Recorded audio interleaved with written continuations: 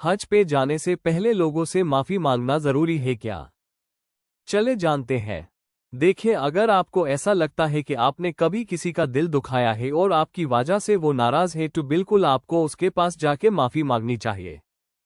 क्योंकि हर इंसान को पता होता है कि उसने किसका दिल दुखाया है और उसकी वजह से कौन नाराज है। तो अगर आप उससे माफी मांग लेंगे तो अच्छी बात है।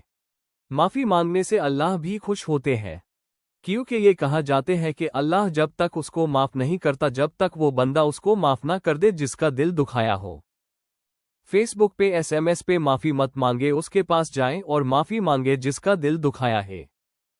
क्योंकि बंदा जब सफर पे जाता है तो उसको पता नहीं होता कि वो वापस आएगा कि नहीं, और फिर जब हज पे जाए तो वहां पे अल्लाह से रो रो कर माफी मांगे। अल्लाह तो अपने बंदों पे रहम करते हैं और माफ कर देते हैं। वो तो अकेला बादशाह है, उसकी शान बहुत ज्यादा ही, वो रहमान बहुत ज्यादा ही। अल्लाह तो अपने बंदों के लिए आसानी करते रहते हैं हर मामले में। उसकी जितनी तारीफ करे तो कम है। अल्लाह हर एक को हज पे बुलाए, आमीन।